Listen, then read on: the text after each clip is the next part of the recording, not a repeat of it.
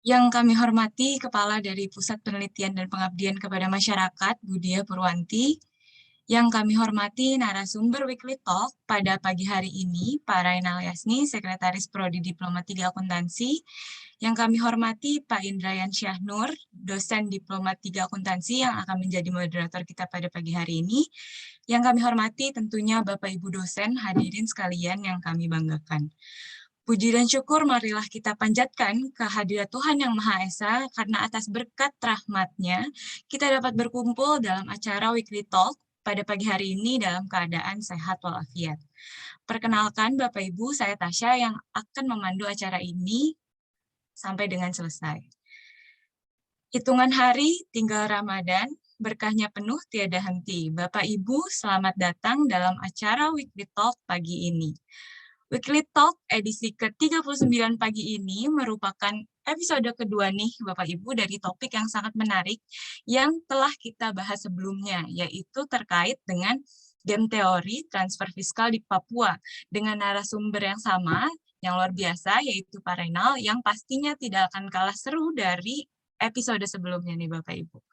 Bapak Ibu, kita akan mulai acara pada pagi hari ini, namun sebelumnya izinkan saya untuk membacakan susunan acara pada pagi hari ini. Acara pada pagi hari ini akan dimulai dengan sambutan dan juga pembukaan dari Kepala P3M, Ibu Diah. Kemudian kita akan langsung masuk ke paparan materi dan juga diskusi. Kemudian acara akan ditutup dengan penutupan. Baik, Bapak Ibu, mohon izin agar Weekly Talk hari ini dapat berjalan dengan lancar dan memberikan manfaat bagi kita semua. Marilah kita mulai acara Weekly Talk pagi ini dengan membaca doa. Baik, berdoa menurut kepercayaan dan agama masing-masing, mulai.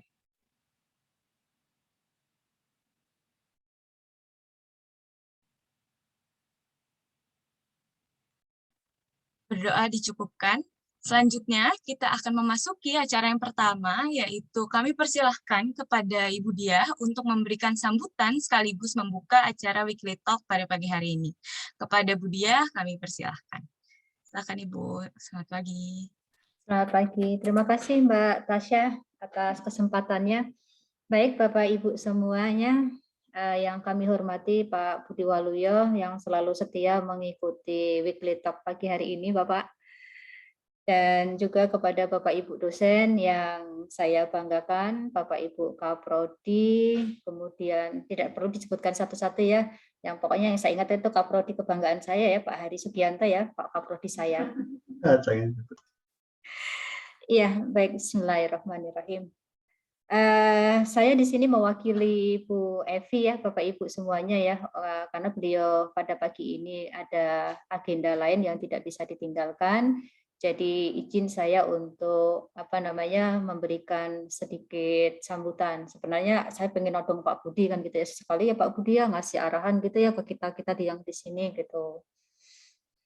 Ya, untuk mengawali ini ya, karena Tasa tadi pakai pantun, di P3M di sini memang kita berlomba Pak untuk berpantun dulu ya.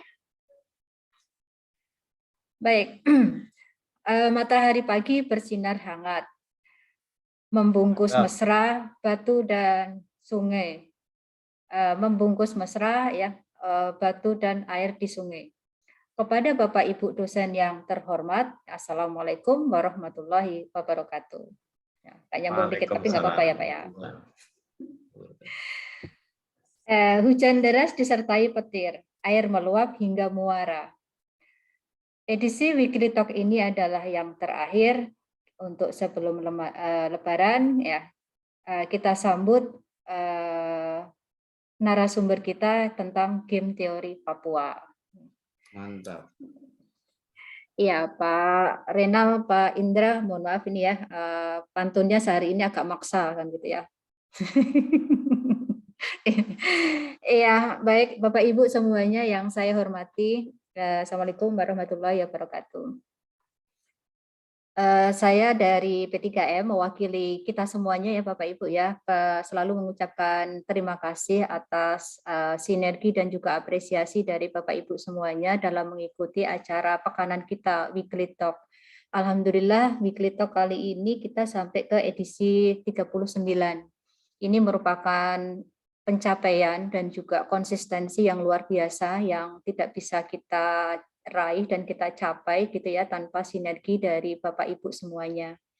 Dan tentu saja di sini nanti kita semua berharap Weekly Talk ini menjadi ajang untuk bersilaturahmi selain juga kita berdiskusi ya Bapak Ibu ya tentang tema-tema yang menarik yang tentu saja kami mengundang kepada Bapak Ibu semuanya kalau ada ide-ide menarik atau misalnya ada ya bisa pengalaman, bisa artikel atau penelitian atau mungkin ingin presentasi disertasi ataupun juga apa namanya ya tulisan-tulisan ya dulu tesisnya seperti apa atau mungkin juga yang sekarang ini misalnya yang terkait dengan entah itu penelitian atau mungkin juga ketertarikan kepada area-area tertentu. Nah, itu nanti bisa di-share di acara Weekly Talk ini. Karena seperti arahan dari Bu Wadir Akademik ya, Bu Evi Mulyani yang menyatakan bahwa weekly ini adalah acara milik kita bersama. Mari kita pupuk, mari kita bangun, kita rawat bersama ya Bapak Ibu ya, supaya nanti acara ini tidak hanya seperti acara pekanan menjadi rutinitas, tetapi benar-benar menjadi acara yang memberikan nilai tambah. Ya, setiap kali Bapak Ibu berkenan hadir di ruang Zoom ini, bisa mendapatkan sesuatu yang berharga.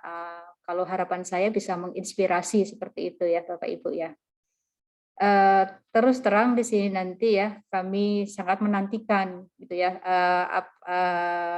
sharing ataupun pengalaman dari Bapak Ibu semuanya kepada kita semuanya. Sehingga acara ini tadi ya benar-benar bisa membangkitkan motivasi, inspirasi dan juga ide-ide yang mungkin bagi sebagian teman itu belum ada bayangannya ya Bapak Ibu ya, seperti itu.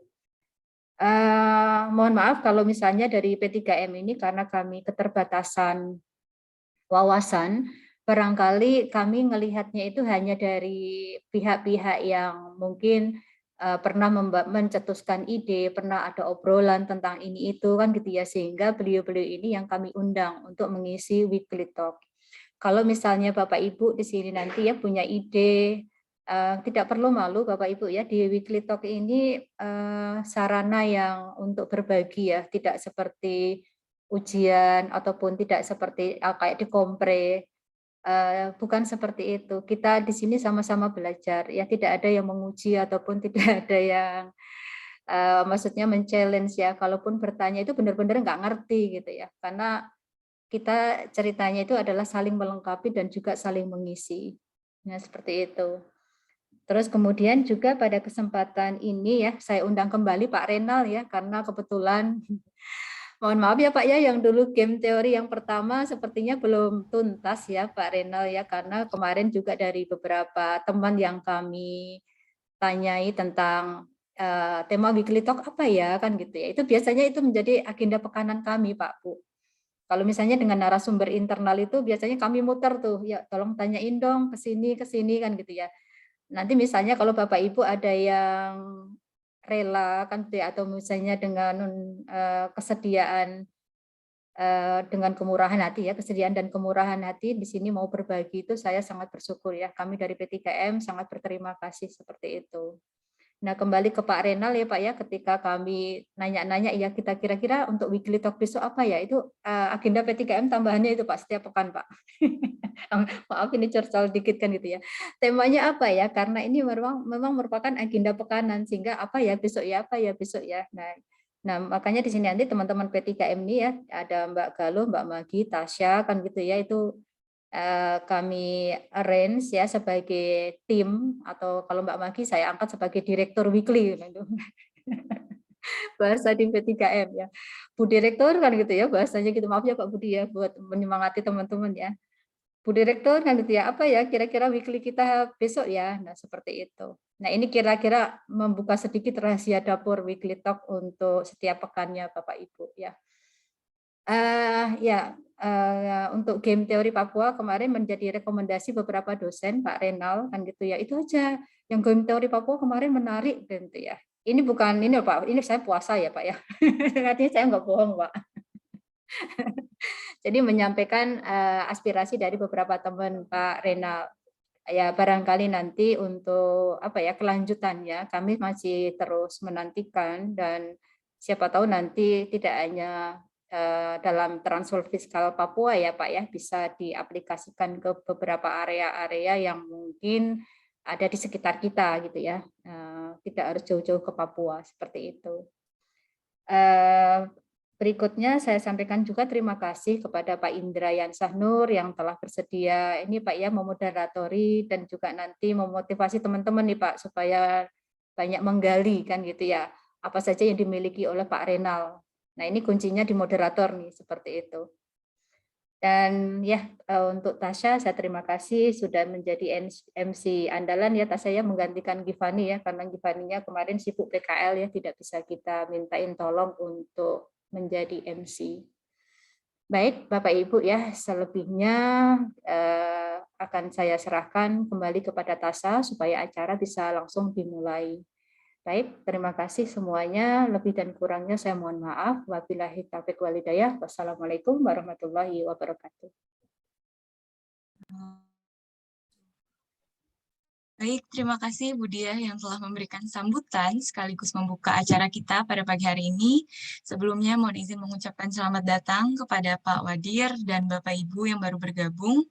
Sekarang kita akan masuk ke sesi yang paling dinanti, yaitu membahas topik yang menarik dan pastinya penuh inspirasi terkait dengan game teori transfer fiskal di Papua oleh narasumber yang kita tahu luar biasa, yaitu Pak Reynal, di mana nanti akan langsung dipandu oleh Pak Indra Yansyah selaku moderator. Sarapan pagi dengan ketan, setelah itu dilanjut makan sereal. Dengan senang hati saya ucapkan, silahkan Pak Indra dan Pak Reynal. Silahkan Pak Indra. Selamat pagi, Pak. Ya, selamat pagi. Oke, terima kasih Mbak Tasya. Bismillahirrahmanirrahim. Assalamualaikum warahmatullahi wabarakatuh. Selamat pagi. Yang kami hormati Bu Diah sebagai Kepala P3M, kemudian juga hadir di sini Pak Budi Waluyo, luar biasa. Ya. Kemudian juga ada Pak Hari, ini yang nampak saja ya. Kemudian juga ada tentu saja Pak Renal. Ini dua sejoli ini antara Pak Hari dan Pak Renal. Dan juga kepada rekan-rekan dosen di PKN STAN, bersyukur kita ya bahwa kita masih diberikan kesempatan dan mudah-mudahan juga kita selalu diberikan kesehatan ya, supaya kita bisa melaksanakan kegiatan-kegiatan harian kita. Untuk hari ini saya ingin memandu jalannya seperti yang Bu Diah sampaikan ya, diskusi kecil gitu dalam waktu yang juga tidak terlalu lama. Barangkali nanti kita batasi Pak Renal jam 11 lebih 10 barangkali ya. Artinya jam 11.10 itu kita sudah selesai dalam pengertian materi disesuaikan karena nanti ada diskusi ya. Gitu. Dan juga Bapak Ibu dosen sekalian yang kami hormati, silahkan nanti tidak perlu menunggu barangkali sampai akhir yang disampaikan Pak Renal. Ada sesuatu yang memang perlu didiskusikan, mari kita diskusikan. Jadi tidak tertutup kemungkinan nanti ada game teori ketiga, keempat, kelima, dan seterusnya. Ya. Sedikit tapi nendang bahasa anak muda. Ya. Nah, saya sedikit memaparkan dulu supaya ada kesamaan pandang kita terhadap materi yang akan disampaikan Pak Renal, yaitu game teori. Ya. Jadi, game teori ini sesungguhnya bukan teori yang hanya dipakai di dalam ilmu ekonomi. Kebetulan Pak Renal sebagai dosen yang mengajar mata kuliah ekonomi, salah satunya itu membawa tema ini. Dan basis dari game teori ini sebetulnya matematis. Dan pelopor pertamanya di dalam literatur kalau kita baca itu ada orang yang bernama John Nash. Yang pada akhirnya dia bisa menentukan, menduga satu titik yang kita sebut dengan equilibrium Nash. Karena Nash adalah yang pertama kali menemukan itu. Bahasan tentang perilaku kehidupan perekonomian itu memang menjadi tema sentral pada akhir-akhir ini. Jadi ilmu ekonomi bicara sekarang tentang perilaku, behavior. Dan itu sangat bagus bisa dijelaskan dengan game theory yang akan disampaikan nanti oleh Pak Renal. Nah, dalam topik ini Pak Renal tentu akan membawa kita semua untuk sama-sama berpandangan di dalam konteks game theory, ya. Tetapi tentu tidak tertutup hanya dalam konteks ilmu ekonomi. Nanti akan kita jumpai barangkali menduga perilaku misalnya partai politik beserta konstituennya gitu, atau antara mahasiswa dengan dosennya. Jadi siapapun bisa kita ukur perilakunya dengan menggunakan teori ini. Nah, bagaimana teori ini dihadapkan dengan persoalan transfer fiskal, ya, terutama di Papua, ini menjadi sangat menarik karena teorinya sangat terkenal sebetulnya ini game teori, dan Papua menjadi sangat terkenal isunya di dunia bagi Indonesia. Sehingga ini temanya adalah tema yang sangat menarik bagi kita. Nah, kita tidak perlu berpanjang kata, kita serahkan saja kepada Pak Renal nanti untuk bisa menyampaikan materinya dengan, saya yakin dengan sangat baik gitu. Dan untuk itu kami persilakan kepada Pak Renal. Silakan Pak Renal. Baik, terima kasih Pak Indra. Mohon izin suara saya sudah jelas ya Pak ya? Sudah Pak. Ya. Silakan. Baik, terima kasih Pak Indra, Bapak Ibu semuanya. Selamat pagi, Assalamualaikum warahmatullahi wabarakatuh. Salam sejahtera untuk kita semua. Yang saya hormati dan saya banggakan Pak Wadir dan jajaran direksi ya di PKN STAN ya. Yang saya hormati Pak Budia, Kepala P3M, Bapak Ibu dosen semuanya yang saya hormati, Mbak Tasya MC, Pak Indra sebagai moderator, terima kasih Pak. Jadi saya hari ini sangat terima kasih sekali diberikan kesempatan kembali ya oleh P3M Bapak Ibu, mohon izin untuk hadir di Weekly Talk ya. Waktu pertama saya bilang Weekly Talk itu acara prestisius ya, sama ini yang kedua juga masih prestisius, buktinya saya masih deg-degan. Tapi mudah-mudahan Bapak Ibu tidak bosan gitu ya, karena ketemu lagi ini ya. Jadi kemarin saya dikabarin Mbak Megi, Pak Renal kayaknya kompre pertama nggak lulus, harus masuk lagi gitu, mau dikompre lagi. Ya enggak, itu bercanda ya. Jadi terima kasih saya jadi diberikan kesempatan kembali untuk menyampaikan materi yang sama sebetulnya, tapi ini yang kedua. Barangkali mungkin ya saya bercoba untuk lebih melengkapi ya yang kemarin juga gitu ya. Sebelumnya juga mohon izin Pak Hari ya. Ya ini juga saya terima kasih Pak Hari atas kesempatannya diberikan waktu saya bisa mengisi di sini ya. Karena kalau nggak diizinin Pak Hari nggak boleh ke sini nih. Pak Renal lagi sibuk akreditasi sempat-sempatnya pengen tampil gitu. Nggak ya itu semuanya ya kita akan coba kerjakan ya Pak Hari ya Bapak Ibu semuanya sama-sama ya. Ini hanya karena permintaan P3M aja gitu ya. Jadi P3M itu bagi saya memang spesial lah gitu ya.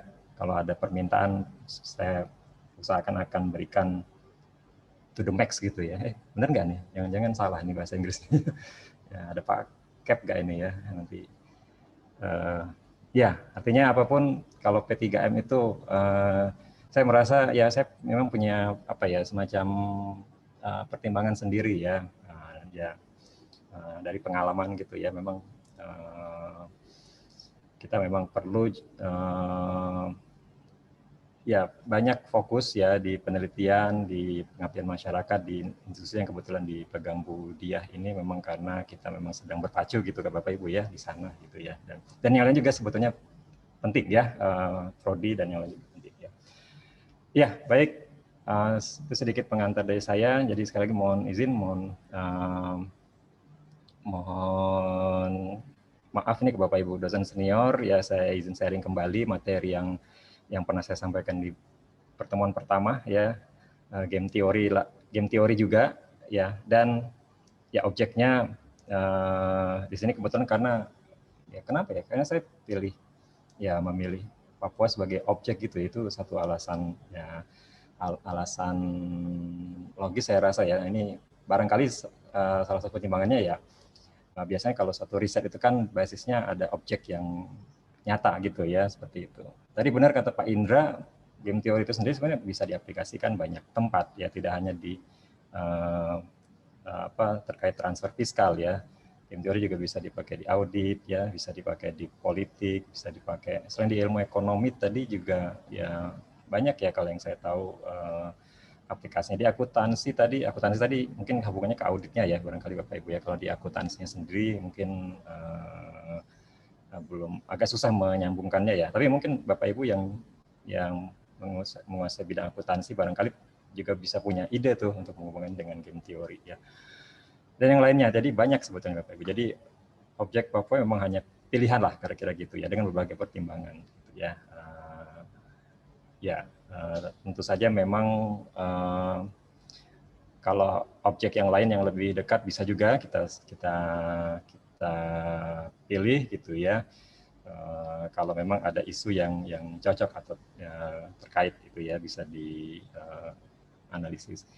Oke, Bapak Ibu, saya mohon izin sharing screen ya. Saya pakai izin, saya langsung share screen sendiri aja Pak Indra ya. Jadi mana nih? Ya, jadi saya masih pakai slide yang sama Bapak Ibu. Hanya sedikit saya tambahkan ya, dengan beberapa masukan sebetulnya dari yang pertama, diskusi kita yang pertama. Terus terang saya terima kasih banyak masukan di diskusi yang awal tuh Pak Budi ya Pak ya, dan Bapak Ibu yang lainnya, Pak Budi Mulyana dan Bapak Ibu yang lainnya. Jadi di sini mungkin saya akan, kalau melihat dari diskusi kita yang pertama, jadi ini mungkin saya akan coba waktunya seefisien mungkin ya Pak Indra ya, mudah-mudahan 10.25 sekarang, harusnya 11 kurang 15, mudah-mudahan dari saya sendiri sudah bisa close ya, nanti bisa kita lanjutkan dengan diskusi tanya jawab gitu ya Bapak Ibu ya. Atau nanti langsung saja kalau ada pertanyaan di cut saya nggak apa-apa, nggak masalah ya. Jadi di awal saya juga sudah memaparkan beberapa terkait perkembangan game teori sudah ya Bapak Ibu ya, bahwa game teori itu memang asal muasalnya dari ya, ilmu matematika, kemudian dia sudah ada evolusi berikutnya yang mengubah ya bentuk game teori sebagaimana kita lihat sekarang, itu banyak sekali aplikasinya, termasuk juga dia juga bisa dilakukan untuk mengukur atau menganalisis hal-hal yang terkait perilaku gitu ya, perilaku manusia gitu ya. Memang selama ini mengukur perilaku manusia itu dalam ilmu ekonomi itu kayaknya banyak dikejar oleh para ahli kalau saya lihat ya. Karena saya lihat juga dari ekonomi itu berkembang luar biasa sampai ke apa istilahnya ya sampai yang kita lihat sekarang gitu ya. Dan itu rata-rata memang mengejar bagaimana bisa memasukkan unsur perilaku itu. Dimana memang perilaku manusia itu kan sebetulnya sangat sulit untuk dirumuskan gitu ya Bapak Ibu ya. Karena cepat berubah kan gitu ya. Ya mungkin yang kita maksud perilaku itu yang didasari habit, mungkin ada yang sifatnya kebiasaan, tapi banyak hal dia sering jadi pengecualian gitu ya, sering muncul pengecualian. Nah itu kan sulit sekali. Nah, jadi termasuk game teori ini juga mencoba untuk ke arah sana ya. Namun ya dengan ya kemampuan analisisnya saya yakin mungkin masih tetap ada keterbatasan lah gitu ya. Ya, sampai sekarang kita tahu perkembangan terakhir sekarang learning process dan seterusnya ya.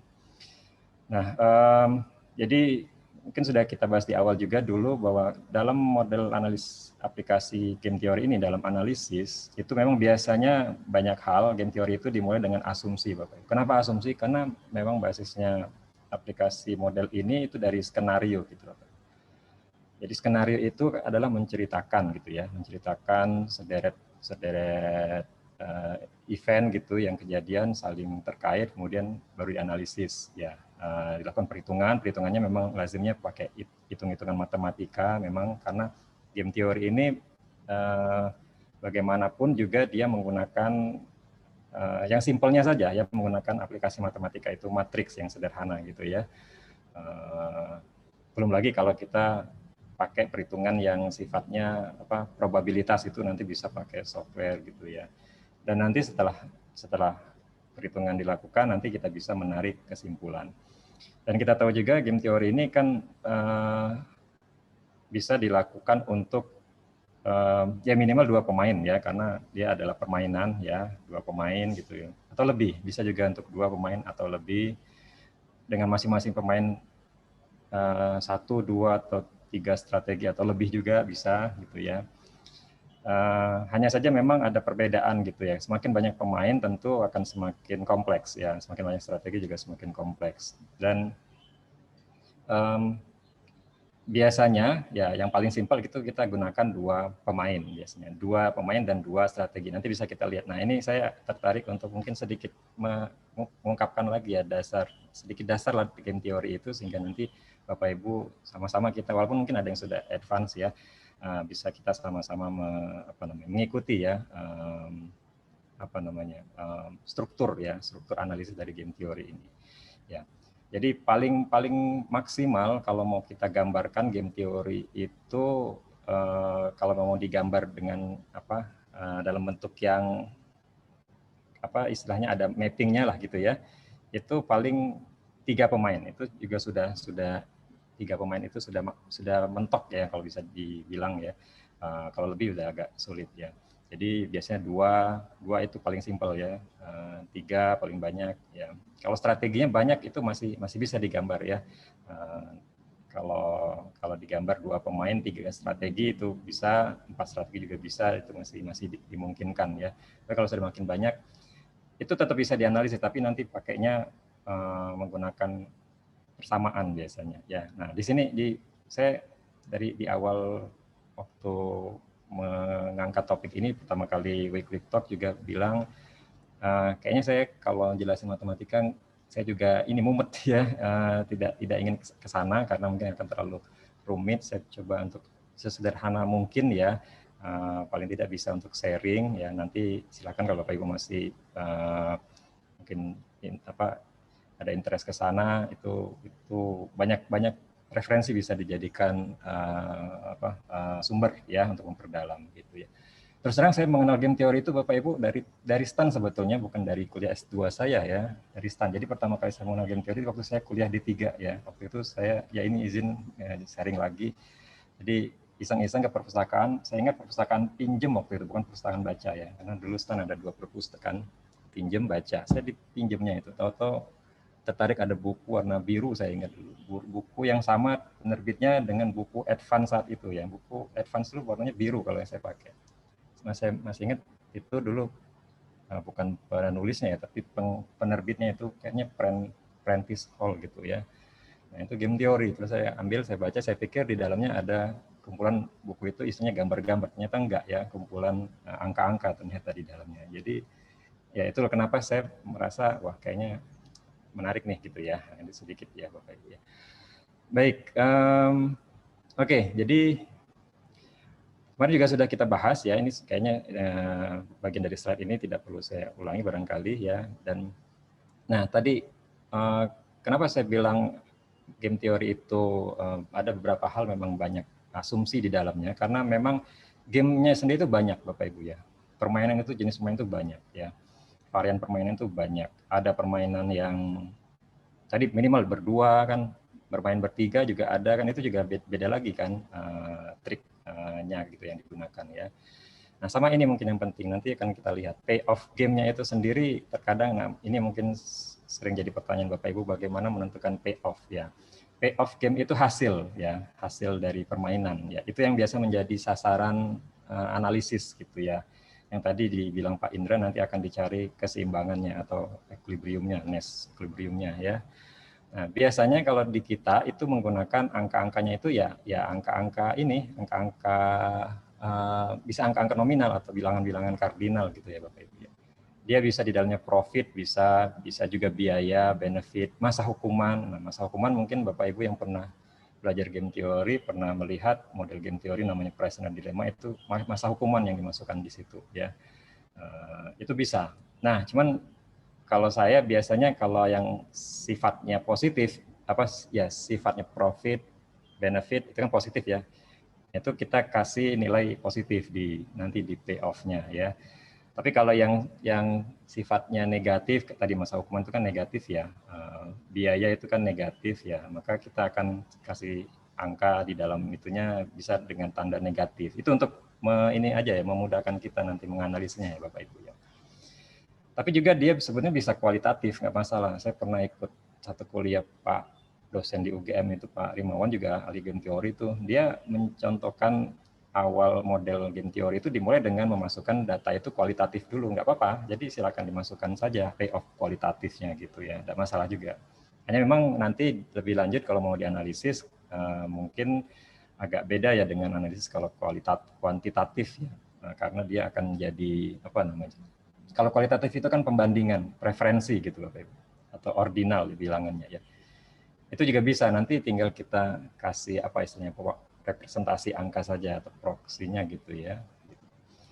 Terus, nah memang mayoritas game teori itu adalah studi expected utility. Ya, expected utility maksudnya ada probabilitas ya, ada kajiannya banyak menguji di probabilitas atau pilihan ya, pilihan strategi itu nanti pada akhirnya menggunakan apa namanya peluang ya gitu ya. Dan itu expected utility itu kalau bahasa ekonomi itu sesuatu yang belum terjadi memang ya, nilainya itu belum terjadi saat ini tapi disimulasikan gitu kira-kira ya, yang akan di-expect, diharapkan didapatkan di masa yang akan datang ya. Bisa saja periode waktunya itu masa yang akan datang itu ya 2 tahun, 5 tahun sampai 25 tahun juga bisa ya, tinggal kita nanti apa istilahnya ya kalau seperti itu yang 25 tahun itu bisa kita simulasikan gitu ya Bapak Ibu. Atau bisa juga menggunakan eksperimen datanya ya. Nah, jadi saya akan coba ini Bapak Ibu kita lihat sedikit ya dasar game teori itu seperti apa sih dia bisa digunakan untuk analisis ya. Mungkin saya coba untuk kita lihat di file Excel ya, saya sudah bikin satu file ini Bapak Ibu, mohon izin saya ganti ya Pak Indra, saya coba tampilin ini nih, mana ya, ya ini ya. Jadi sudah kelihatan ya barangkali Bapak Ibu ya, kelihatannya kecil ini ya, gede, ini nggak kelihatan nggak? Kelihatan ya, nggak kita potong kan ya. Nah jadi kita lihat dulu yang kiri ini Bapak Ibu, jadi game teori itu biasanya menggunakan aplikasinya ya, aplikasinya menggunakan seperti ini aplikasi sederhana nih, aplikasinya itu menggunakan model yang namanya normal form seperti ini ya. Normal form itu artinya menggunakan matriks atau ya matriks sederhana ini, yang kotak ini Bapak Ibu ya. Jadi kotak ini biasanya digunakan oleh apa analis game teori untuk memasukkan data, nanti data-data bisa dimasukkan dan nanti hasilnya bisa dilihat di sebelah kanan gitu. Sekarang kita akan coba lihat dulu satu persatu. Jadi tadi game teori itu kan sebetulnya analisis permainan, di mana ada beberapa pendukung ya analisis permainan ini ya. Pertama dia pasti ada pemain ya. Nah, biasanya kita tulis pemain di sini, player 1, player 2 gitu ya. Terus dia ada strategi pastinya ya. Game teori itu kan pasti ada strategi tuh, tiap pemain ada strategi. Nah, di sini saya contohkan strategi itu yang gambar yang di kotak hijau ini ya Bapak Ibu ya. Ada kalau player 1 dia punya 2 strategi nih, strateginya up atau down. Ini hanya nama simple saja yang saya pilih ya. Nama strategi itu banyak. Nanti Bapak Ibu bisa ganti misalnya strateginya apa nih? Strateginya kalau kita main apa tuh? Tos-tosan koin tuh strateginya bisa angka atau gambar kan gitu, bisa itu diganti seperti itu ya. Itu maksudnya strategi ya. Atau yang lain lagi juga bisa diganti strategi yang lebih real ya di lapangan sesuai dengan kondisi ininya, pastinya sesuai dengan situasi yang mau kita analisis itu bisa. Kalau di prisoner dilemma itu nama strateginya itu adalah ngaku dengan tidak ngaku gitu. Ngaku itu artinya si tahanan itu berstrategi dia mengakui perbuatannya, atau dia tidak mengaku berarti menyembunyikan perbuatannya. Nah ini bisa dianalisis untuk teori kriminal nih bisa nih ya. Kemudian player 2 juga punya strategi, ya strateginya di sini dituliskan left atau right. Ini untuk simplifikasi saja, jadi kiri kanan gitu maksudnya kalau untuk contoh ini ya. Nah, tiap pemain ini nanti kan akan datang dengan strategi masing-masing kira-kira gitu ya. Nah, nanti akan kita lihat hasilnya seperti apa ketika mereka menggunakan strategi itu. Nah, hasil itu akan kita tuliskan di sini Bapak Ibu, di kotak yang tengah ya, ya ini yang saya arsir ini ya. Itu adalah tempat kita mengisi payoff tadi namanya. Tadi saya sebut sebelum di sesinya, payoff itu artinya hasil. Kalau Bapak main dengan strategi up, nanti hasilnya seperti apa. Dan pada saat yang sama, tentu akan mengantisipasi strategi dari pemain yang lain. Nah, inilah yang dimaksud kenapa game teori itu cukup membantu dalam menganalisis keputusan gitu ya, menganalisis keputusan ekonomi, karena dia sifatnya interaktif gitu ya Bapak Ibu ya. Interaktifnya artinya ya ada respon gitu ya. Yang seperti saya singgung di pertemuan awal kemarin itu kan ada beberapa keterbatasan di alat analisis sebelumnya yang tidak mengantisipasi respon dari pihak yang lain kan gitu, ada berarti ada semacam miss di situ ya, kita tidak tahu responnya karena suatu kebijakan biasanya kan kalau dikeluarkan dan nanti ada respon itu bisa saja hasilnya ternyata tidak sesuai dengan yang diprediksikan, bisa gitu ya. Nah, jadi balik lagi, jadi di sinilah kita menuliskan hasil ya Bapak Ibu. Ya, jadi nanti kalau analisis game teori, data-data itu bisa nanti ruangnya di sini. Sebetulnya data dari game teori itu sudah dimulai dari menentukan strategi. Jadi karena itu seorang analis game teori memang harus menguasai juga situasi yang mau dianalisis apa gitu, sehingga bisa menentukan bahwa strategi yang dimasukkan di situ sudah tepat gitu ya. Gitu ya. Jadi ini contohnya, jadi kalau misalnya, nah ini ada satu lagi ketentuan, kalau untuk player 1 hasilnya biasanya kita tulis di sebelah kiri Bapak Ibu ya, itu atau rumus umum lah, konvensi bersama biasanya di teman-teman yang belajar game teori ya. Player 1 itu hasilnya kita tulis di sisi kiri ya, semua di sisi kiri. Jadi player 1 kan dia bisa bermain up, nanti ada responnya dengan player 2 kan antara left atau right. Nah ini kan nanti akan muncul angka, bisa saja angkanya ada di sini, kemudian di satunya di sini kan gitu. Nah ini sama-sama di kiri, berarti ini punya player 1 kira-kira gitu ya. Begitu juga yang bawah yang down, strategi down ini ketika player 2 left berarti angkanya 2 seperti itu ya. Kemudian kalau yang player 2 bermain right dia angkanya 0 di sini. Dan sebaliknya kalau player 2 berarti angkanya ada di kanannya gitu maksudnya ya. Jadi ini kenapa model game teori ini disajikan dengan seperti ini ya, berpasangan. Ini jadi kalau kita biasanya menyebut ini jadi matriks gitu ya Bapak Ibu ya, jadi model matriks karena memang ya matriks kan gitu ya, seperti ya matriks matematika lah ya pada umumnya. Nah jadi kemudian dalam analisis selanjutnya ketika kita masukkan nilai-nilai ini, apa yang akan terjadi, baru kita akan lihat bahwa tiap pemain itu kan bisa saja punya strategi utama gitu ya. Nah ini sebagai contoh misalnya saya masukkan di sini player 1 angkanya 4, kemudian di sini tetap 2 ya. Nah Bapak itu bisa lihat di sini player 1 itu punya strategi up dan down gitu ya, player 2 left dan right. Ketika ketika kita analisis nih ya dari payoff yang ada di ini, Bapak Ibu bisa lihat di sini. Bapak Ibu bisa menebak nggak kira-kira player 1 itu akan senang main yang up atau down bagi dia. Nah itu bisa kita analisis ya. Caranya adalah up and down itu ditentukan dari ketika dia main, dia selalu menang di strategi itu, apapun pilihan pemain yang kedua, itu berarti menunjukkan dia punya strategi yang dominan ya, yang akan dia pilih gitu. Itu istilahnya dominan strategi kalau di game teori. Nah kalau di contoh ini, strategi dominan player 1, mungkin Bapak Ibu bisa menebak atau sudah tahu, atau ini sebenarnya sudah ada jawabannya. Strategi player 1 itu up ya. Kenapa up Bapak Ibu? Jawabannya adalah karena kalau kita lihat apapun player 2 main itu pasti terbaik bagi player 1.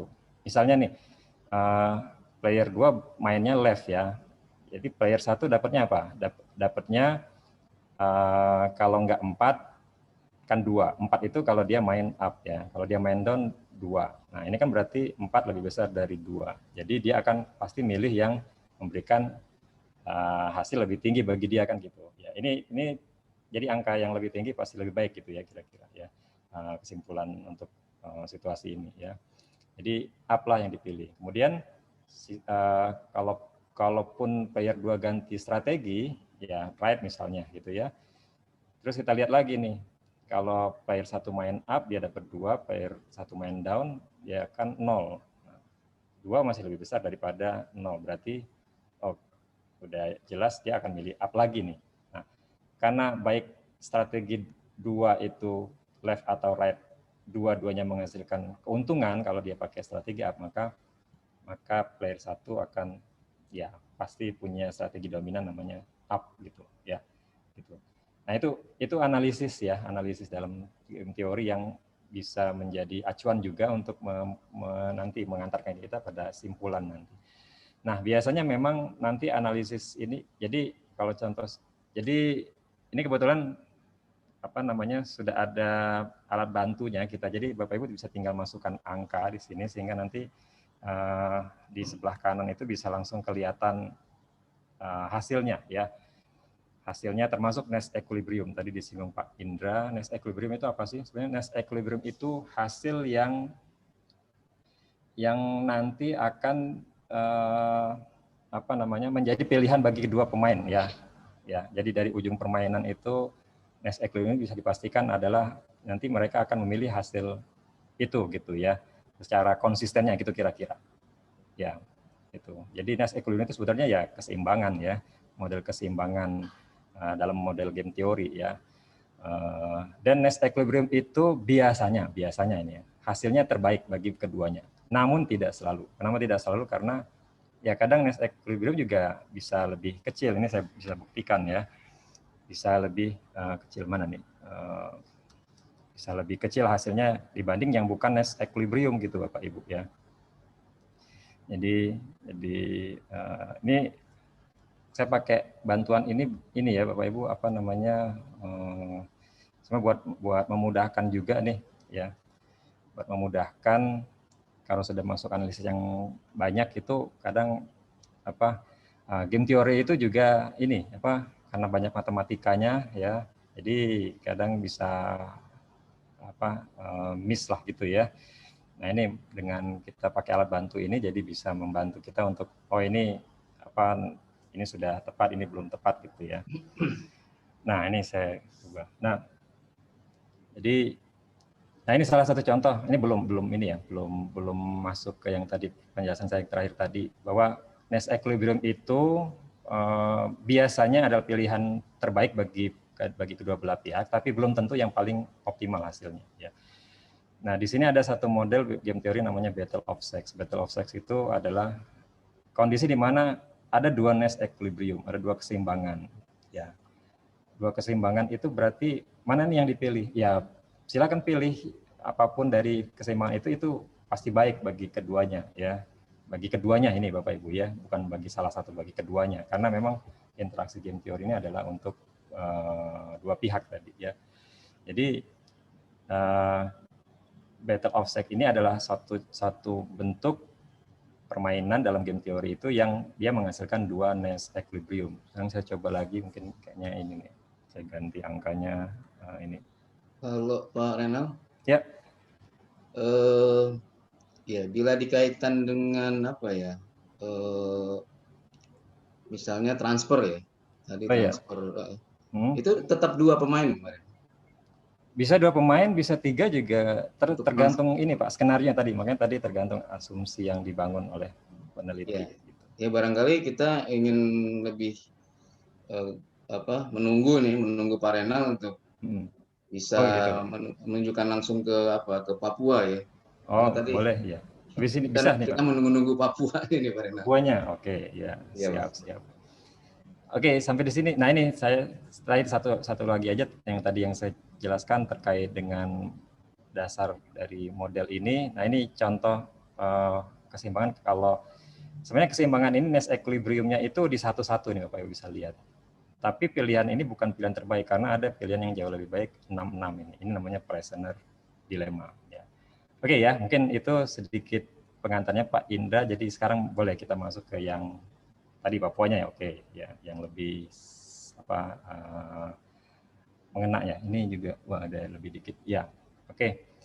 Sekarang kita lihat. Saya di sini akan coba angkat ada 3 model Bapak Ibu. Jadi 3 model ini sebetulnya bisa dibangun dengan untuk masing-masing penelitiannya sendiri-sendiri sebetulnya, tapi ini sebagai contoh saja ya. Misal di sini nih ada satu case, jadi tadi karena game theory biasa dibangun dengan skenario untuk memudahkan kita memasukkan ke dalam analisisnya, kita lihat dulu skenario seperti apa tuh. Ya. Saya di sini mengambil skenario ini ya. Ini kayaknya juga sudah waktu dia pertama ya. Ini kayaknya bisa di skip deh. Gak usah deh. Ini nanti kalaupun nanti masih ada waktu saya bisa ini. Yang ini yang kedua aja deh. Yang kedua ini kayaknya, nah ini kita bisa analisis seperti ini kira-kira skenario. Jadi di sini konteksnya katakanlah misalnya ada rencana pemerintah mau mengevaluasi nih Otsus ya gitu ya. Kenapa Otsus dievaluasi? Kelihatannya Otsus itu kayaknya pertanggungjawabannya kurang deh ya sama daerah gitu kan kira-kira itu ya. Kemudian ada rencana nih, ada satu usulan nih ya katakanlah setelah saya meneliti mengumpulkan informasi dari beberapa pihak, kelihatannya ada semacam usulan atau strategi pemerintah itu kayaknya Otsus ini aja udah ditarik dulu gitu ya gara-gara pertanggungjawabannya nggak jelas gitu ya. Nah itu bisa jadi acuan strategi Bapak Ibu ya. Jadi strategi. Kemudian ya tentu saja itu strategi pusat ya kita bisa cantumkan itu strategi pusat. Kemudian nanti di daerah juga pasti kan ada responnya tuh. Nah respon itu juga nanti akan bisa kita jadikan sebagai input strategi di sisi Papuanya. Gitu.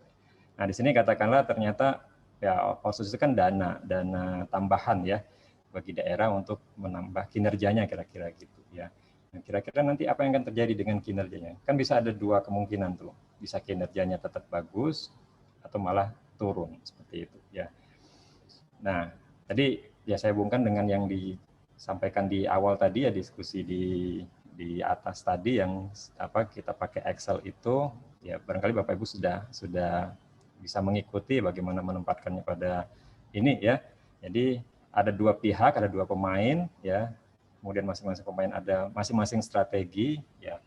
Kemudian nanti kita akan bisa lihat bagaimana nih payoff-nya ya, hasilnya gitu. Nah, mungkin jadi akan muncul pertanyaan lagi, bagaimana menentukan payoff? Sebenarnya dihubungkan dengan yang tadi saya sampaikan di awal, payoff ini bisa saja kita ambil dulu datanya itu berdasarkan data ya semacam simulasi lah gitu ya, data simulasi. Karena ini expected sifatnya ya. Mungkin kan belum terjadi gitu ya, karena menarik atau tidaknya Otsus menarik, maksudnya menghapuskan atau tidak menghapus Otsus itu kan baru rencana ke depan kan kira-kira gitu. Jadi data ini bisa kita sebagai datanya di sini data simulasi saja dulu kita gunakan gitu, nggak apa-apa ya, bisa seperti itu. Nah di data ini sebagai contoh saja nih Bapak Ibu ya, sekali lagi ini biar simple data sebagai contoh. Saya masukkan kira-kira mungkin angkanya jadinya seperti ini gitu ya. Nah, ketika ada angka seperti ini ya, apa yang akan kita lakukan untuk analisisnya ya. Nah, tadi bisa kita lihat lagi. Sekarang kira-kira dengan model interaksi antara Papua dan pusat seperti ini apa keseimbangannya? Apa keseimbangan dari hubungan antara pusat dan Papua dalam model ini? Keseimbangan tadi ternyata atau sebetulnya ada di angka ini ya, dengan analisis tadi ya mencari nilai payoff terbaik ya bagi keduanya ya, bagi keduanya ya, tidak hanya pusat saja tapi Papua juga gitu ya. Ini adalah keseimbangan atau ini net equilibriumnya untuk hubungan dengan model pemberian Otsus atau tidak memberikan Otsus ya, berhubungan dengan kinerja di Papua gitu Bapak Ibu ya. Tapi kok angkanya rendah ya Pak? Ya bisa jadi gitu ya. Karena sekali lagi kan ini contoh simulasi ya, ini kita simulasikan aja rendah gitu ya. Terus ini kita mungkin tertarik melihat angkanya, ini ada angka lebih tinggi, kenapa nggak pilih ini Pak? Nah betul Bapak Ibu, jadi yang jadi jadi concern kadang analis game teori itu muncul angka pengecualian dari Nash equilibrium, yaitu angka yang bukan Nash equilibrium, tapi dia optimum. Itulah yang disebut dengan namanya Prisoner dilemma. Jadi Prisoner dilemma itu adalah memang suatu suatu model unik ya dalam game teori, itu di mana Nash itu sendiri bukan Nash equilibrium itu pilihan stabil sebetulnya ya, pilihan paling rasional bagi kedua pihak. Tapi ada pilihan lain yang lebih baik kalau mereka mau kerjasama gitu ceritanya. Jadi sebetulnya ini bisa dicapai, bisa ya, angka ini bisa dicapai asalkan kedua pihak itu kerjasama. Jadi poin pentingnya nanti bisa saja kita analisis lebih jauh. Kira-kira bentuk interaksi apa yang dibutuhkan agar ini terjamin ini ya, kinerja yang ini nih kita harapkan di sisi kiri atas itu ya, dengan nilai segitu gitu. Apakah memang harus terus didampingin ya daerahnya gitu ya. Jadi outsource itu jangan dihilangkan tapi tetap didampingin kan, kira-kira seperti itu ya. Atau juga mungkin dengan cara lain pendidikan, edukasi ya, sehingga karena ada potensi besar ya kalau kita bicara masalah prisoner dilemma Bapak Ibu. Kalau ini tidak dijagain, dia trennya itu prisoner dilemma itu trennya itu tidak stabil memang. Tidak stabil itu berarti dia cenderung akan berubah. Ya. Akan berubah itu ya mencari hal yang lebih menguntungkan bagi mereka masing-masing gitu ya. Karena dalam model prisoner dilemma itu ada istilahnya ada insentif gitu istilahnya, insentif untuk berkhianat gitu ya. Gitu Bapak Ibu ya. Itu ini kalau Pak, oke. Pak ya. Renal berarti ini pemerintah itu ya, pemerintah pusat maksudnya ya. Pemerintah pusat ingin Papua punya kinerja tinggi gitu ya. Iya. Sedangkan Papua menginginkan dana otsus gitu. Dalam konteks ini otsus itu kita sematkan strateginya ada di pusat gitu Pak ya. Jadi artinya ya Papua sebenarnya tetap butuh dana otsus betul ya konteks itu ya. Dan namun dalam model strateginya dana otsusnya itu sendiri diterjemahkan Papua dalam bentuk kinerjanya gitu ya. Jadi bukan dana yang diterimanya itu kita masukkan, karena dana itu kan istilahnya itu mungkin sudah komitmen gitu ya, tergantung pemerintah pusat jadi atau tidak mewujudkannya gitu ya. Nah, nanti tinggal Papua akan meresponnya seperti apa, kira-kira gitu Pak. Ya. Atau bisa juga barangkali strateginya dana otsus yang tinggi dengan dana otsus yang boleh ya. Makanya tadi tergantung skenario itu. Atau dana otsusnya dikecilkan. Maksud saya ini boleh diganti, boleh Pak. Jadi tidak masalah ini. Ya. Gitu ya.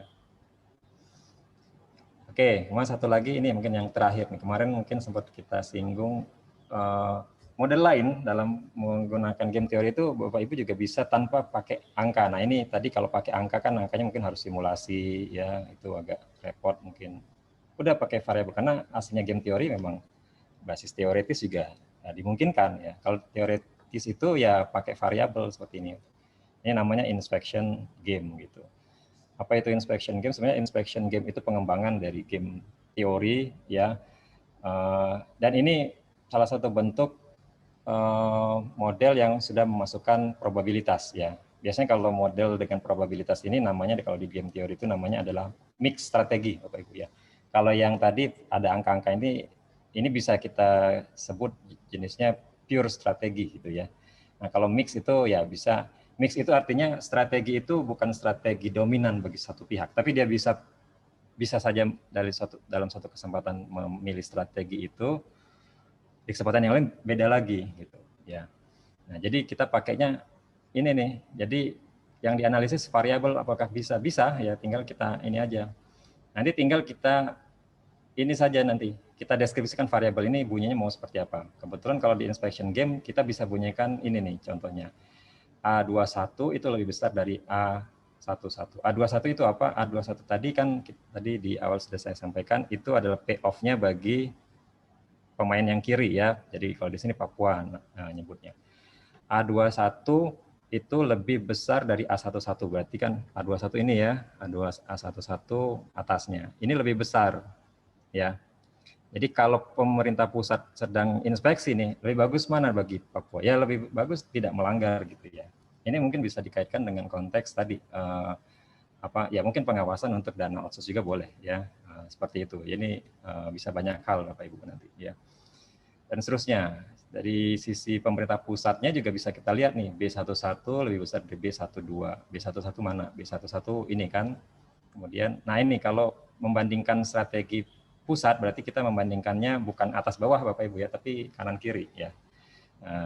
Kanan kiri, B11, B12.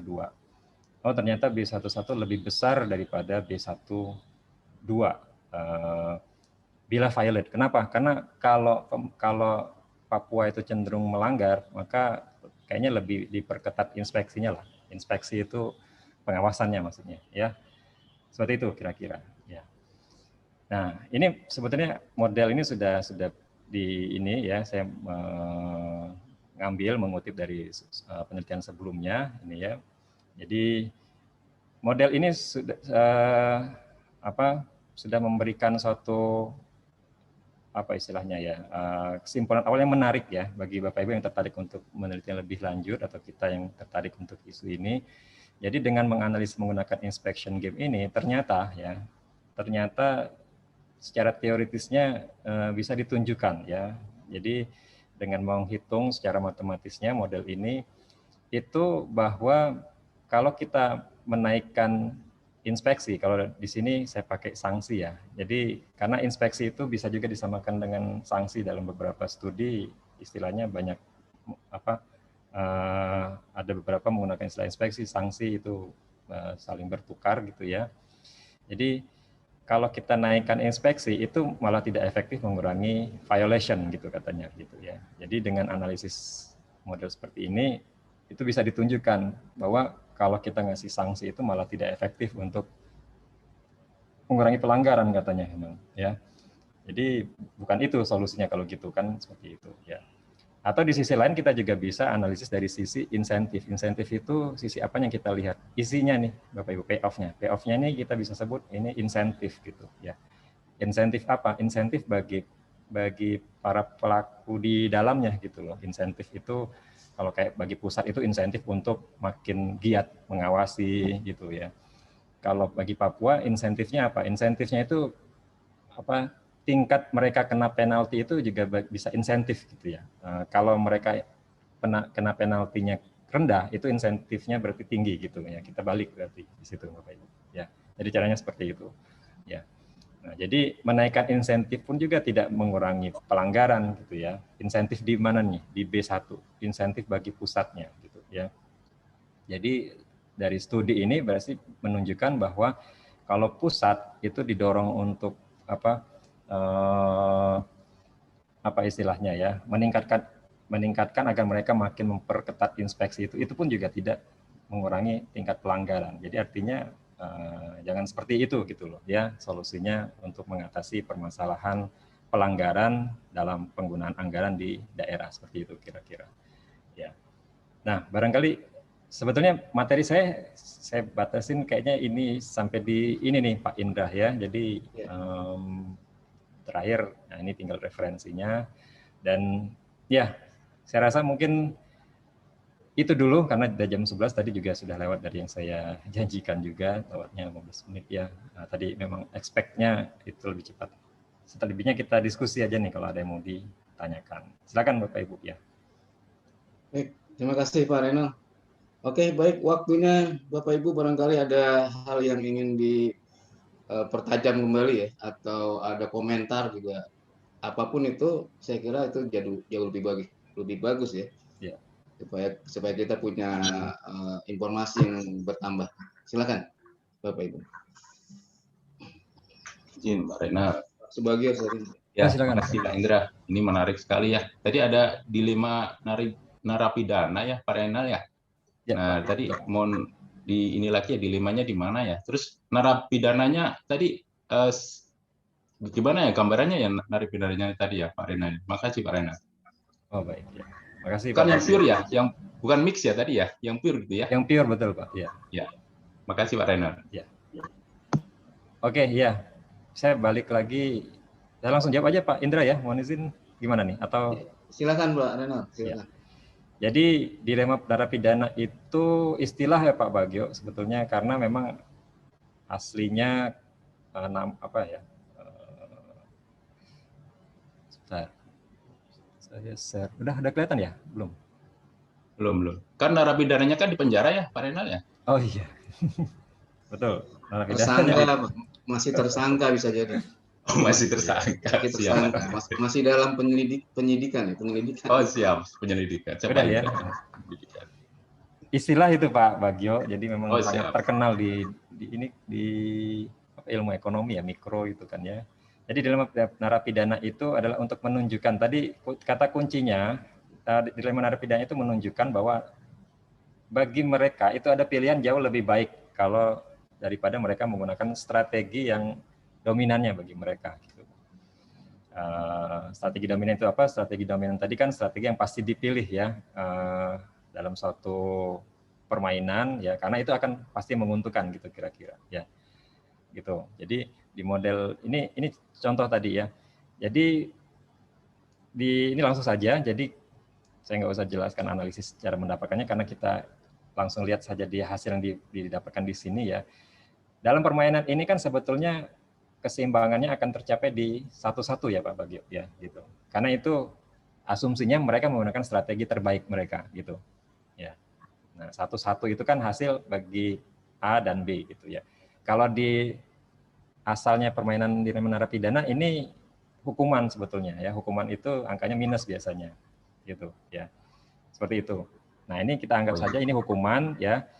Tapi mereka dapatnya itu payoff bagi mereka 1, bagi player 1, player 2 1 gitu ya. Barangkali bisa juga supaya lebih lugas 1 tahun gitu ya Pak ya. Jadi ini hukuman iya. supaya lebih pas di prisoner. Bisa sih Pak ya. Tapi kalau 1 tahun ini saya bandingkan dengan 6 tahun nanti lebih enak 1 tahun dong.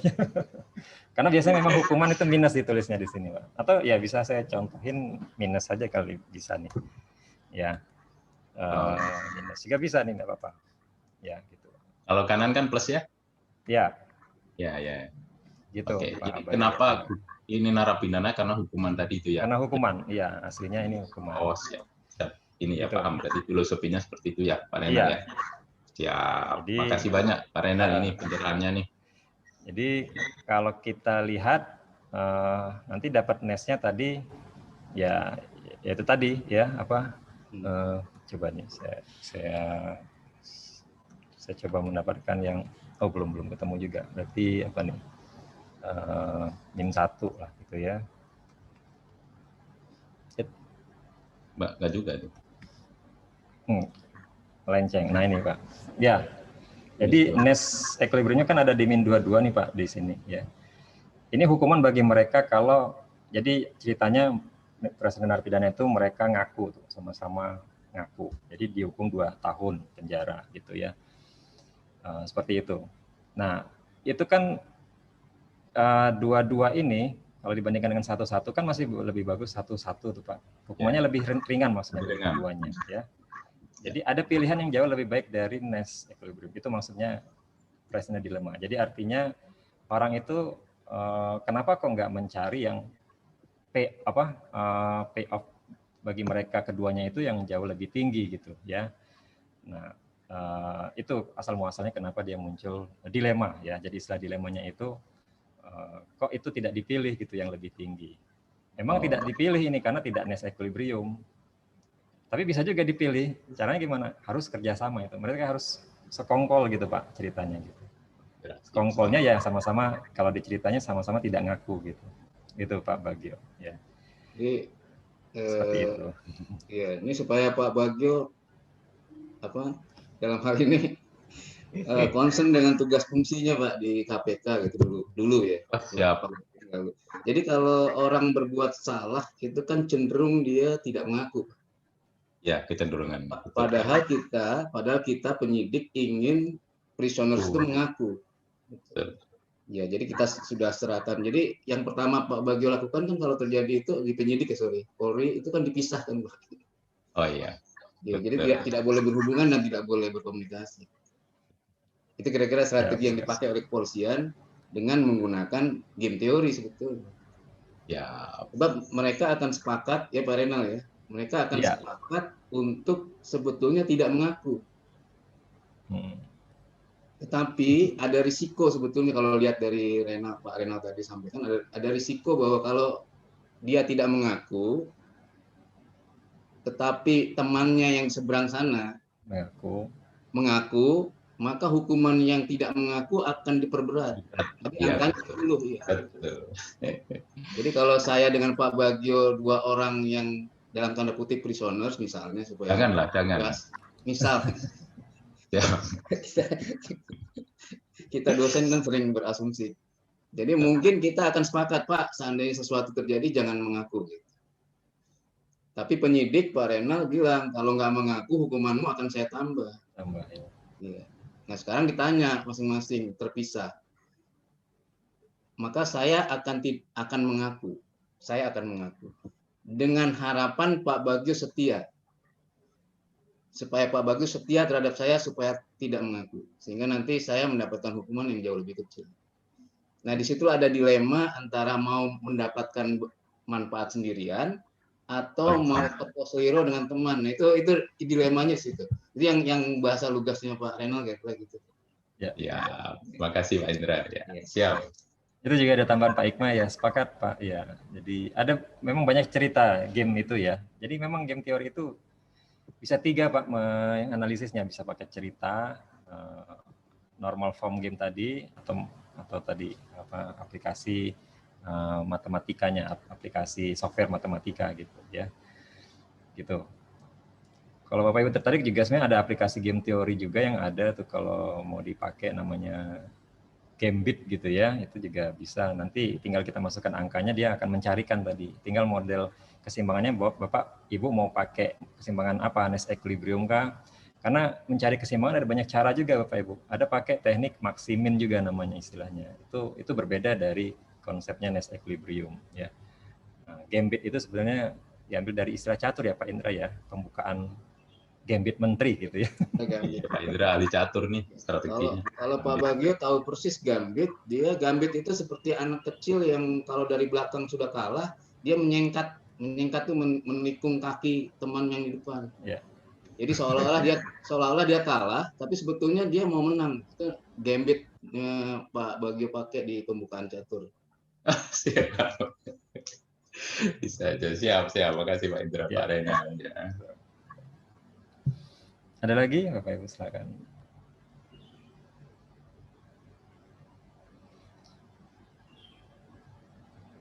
Pak Budi Mulyana itu kelihatannya beliau berkenan.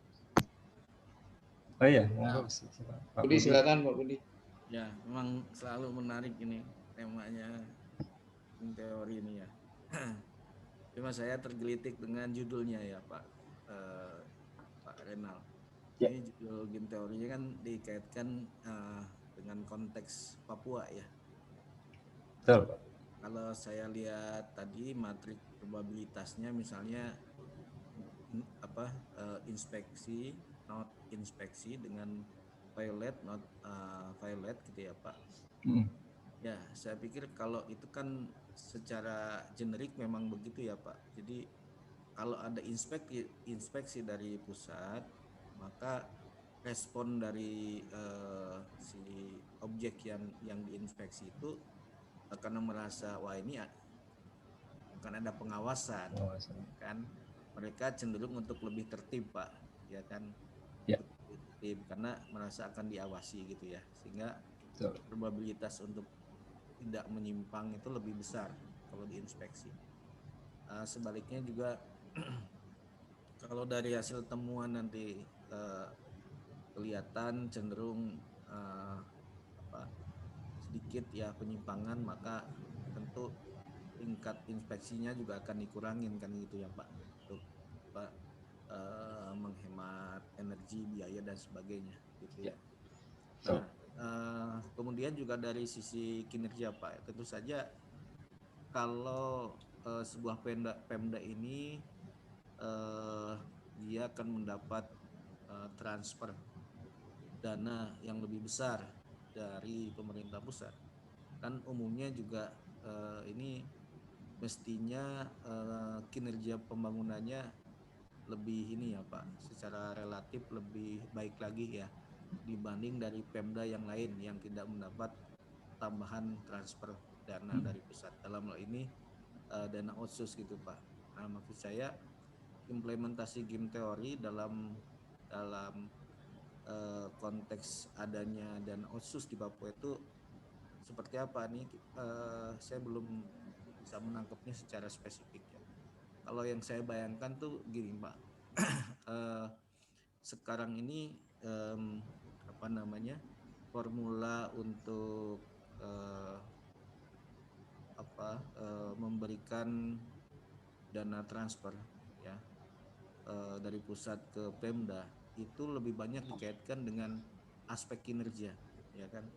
Dulu misalnya formula untuk menghitung alokasi DAU itu kan nggak ada Pak kaitannya dengan kinerja. Nah ini supaya lebih membuat si Pemdanya itu terdorong Pak untuk bisa memanfaatkan DAU ini secara lebih optimal, efektif. Kemudian ada semacam game teorinya di sini, ada semacam permainannya dengan memperhitungkan kinerja masa lalunya Pak. Nah, mungkin yang saya bayangkan itu Pak ya, sehingga mungkin pemerintah pusat itu bisa merumuskan formula yang pas gitu ya untuk memberikan dana otsus ini ke Papua. Seperti apa tuh probabilitasnya atau alternatif yang mungkin bisa diajukan gitu ya, ada formula seperti apa sehingga ini nantinya yang mungkin optimal pakai formula yang ini nih untuk kasus ke Papua. Kalau yang saya bayangkan sih seperti itu Pak. Nah, mungkin itu aja Pak. Saya ini aja sharing aja, mungkin diskusi aja Pak, bukan bertanya dan sebagainya ya. Siap. Terima kasih Pak. Ya bisa Pak Budi, terima kasih juga. Bisa sebetulnya seperti itu juga ya, kalau mau dimodelkan. Saya terima kasih nih masukannya. Jadi memang ada banyak skenario ya Pak ya, bisa kita rancang gitu ya. Tergantung tadi konteks permasalahannya Pak ya. Kalau memang tadi yang saya sajikan itu yang model pengawasan itu memang umum, betul ya, umum, artinya di semua Pemda pun juga begitu kan gitu ya.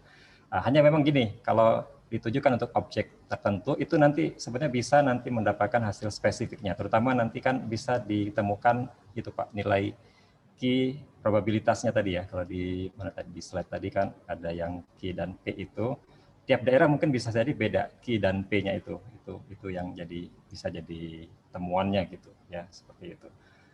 Tadi ya kalau saya tangkap tadi formulasinya ya, itu formulasi berarti kan harus kita munculkan skenario analisis, jadi bukan seperti yang saya tunjukkan di slide tadi kan inspeksi dan non inspek atau violet non violet, tapi kita ganti dengan strategi yang berbeda pastinya gitu. Ya, terima kasih sekali lagi itu ya. Tadi saya menangkapnya sharing ya Pak ya, jadi mungkin sedikit saja tambahan saya. Ya, betul. Terima kasih Pak. Ya poinnya kita dapat Pak Budi. Jadi memang Pak Budi barangkali nanti tertarik gitu. Sudah ada bayangan di belakang kepala Pak Budi bahwa dengan membuatkan sebuah alternatif formula barangkali DAU itu ada beberapa skenario gitu. Ya. Jadi ini intinya kan seperti itu. Bisa, iya. Seperti bisa, apa teknisnya nanti bisa didalami Pak Budi dan teman-teman. Dibantu Pak Renal dan kawan-kawan. Siap. Join ya Pak. Baik, masih ada Bapak Ibu sekalian, saya kira masih ada 23 pertanyaan lagi nih dari Pak Beta tadi sudah komen. Oh iya. Pak Beta, monggo silakan. Udah lift tuh kayaknya Pak, ada izin. Oh sudah ya. Oh iya. Silakan Pak Ivan atau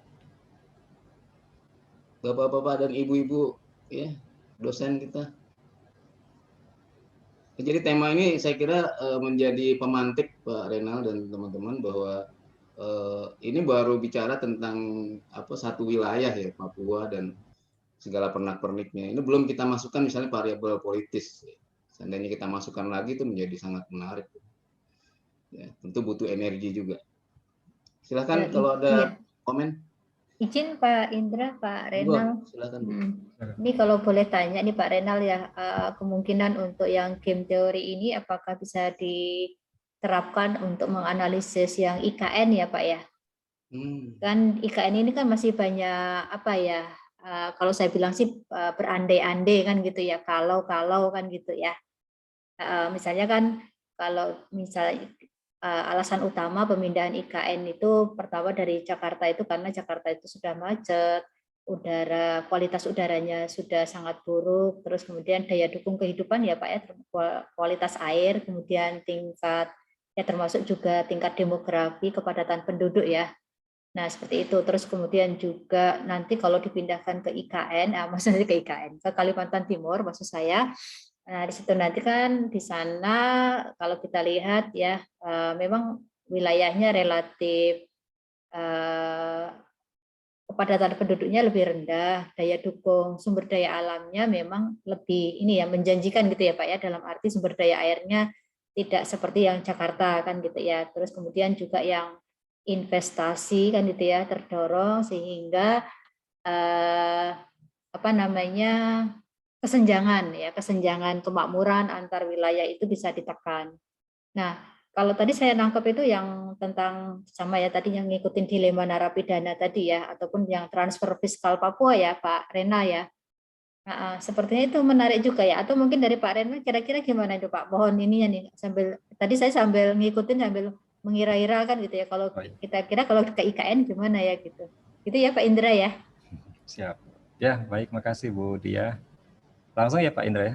Jadi ya bisa atau tidaknya kalau saya memprediksinya bisa sih Bu ya. Bahkan untuk kasus kemacetan Mandalika saja misalnya kemarin itu kan menonton MotoGP itu kita bisa analisis itu dengan fenomena game theory itu juga bisa sebetulnya. Cuma nanti tinggal konteks ininya saja ya kan kalau game theory itu kan sebetulnya pemahaman di itunya sih Bu, konteks permasalahan itu yang penting di situ di dalam. Karena nanti dia akan dimulai dari menyusun strateginya sendiri basisnya data gitu.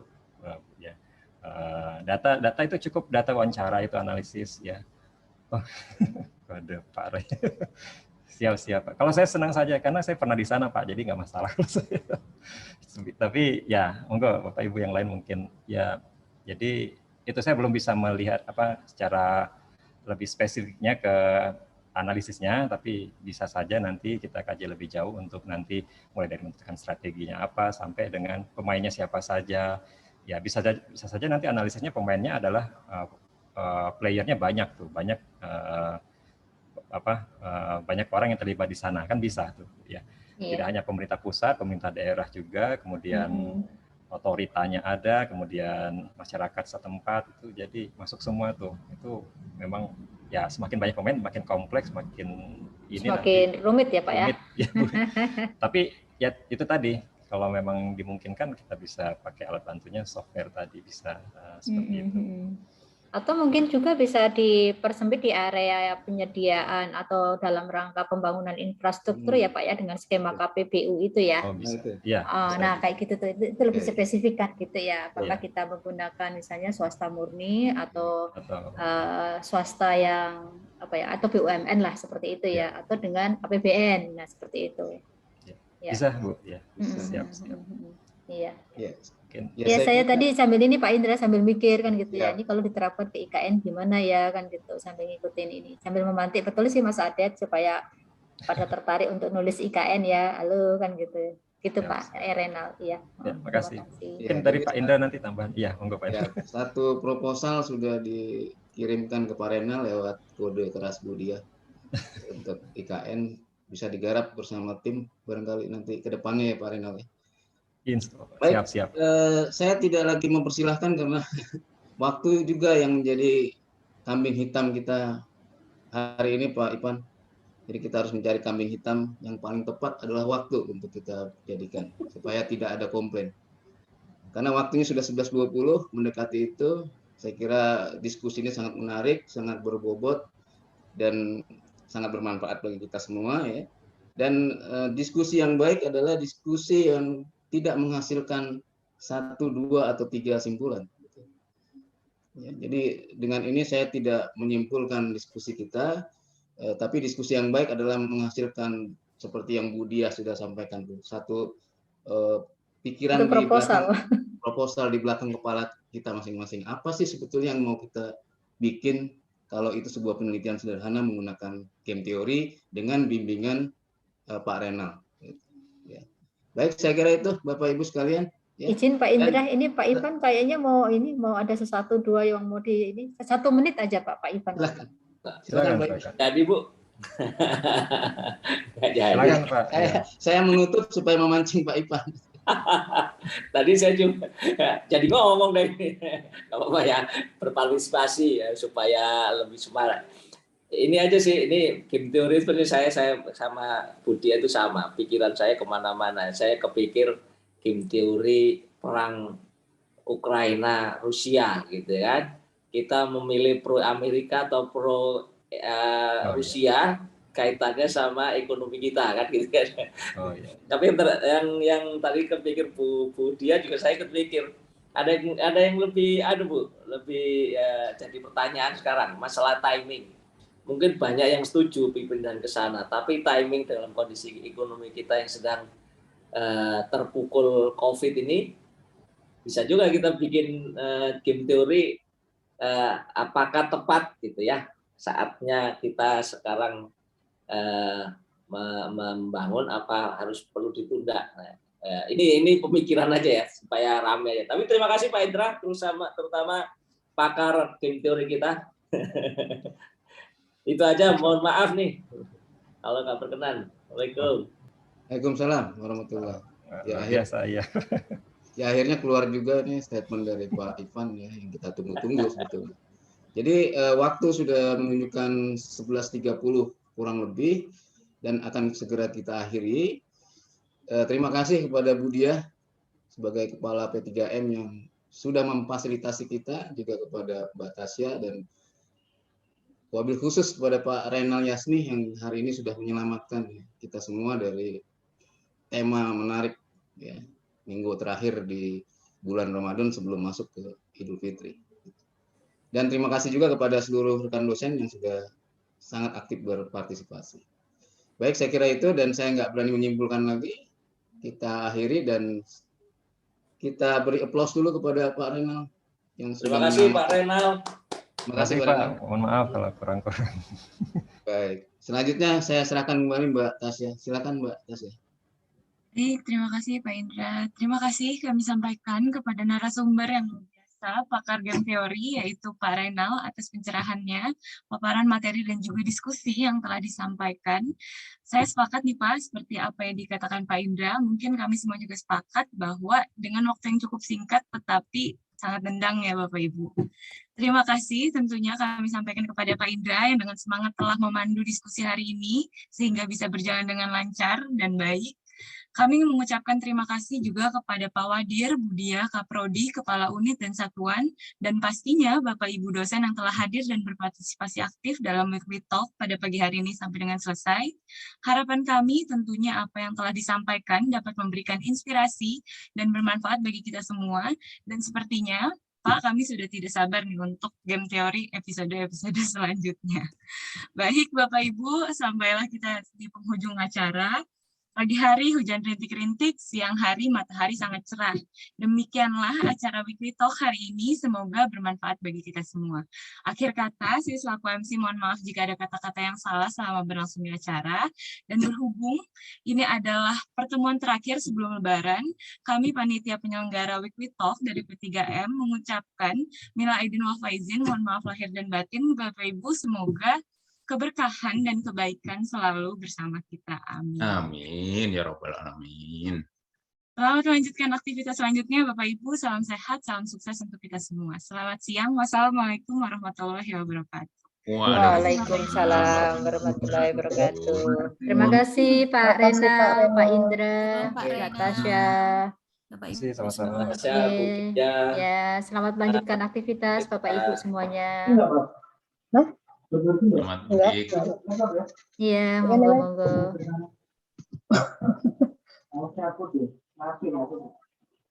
Oke. Orang untuk voting. Orang Izin untuk voting. duluan Pak Renal dan teman-teman. Iya, silakan Bapak. Ya udah, Mbak. Monggo, Mbak.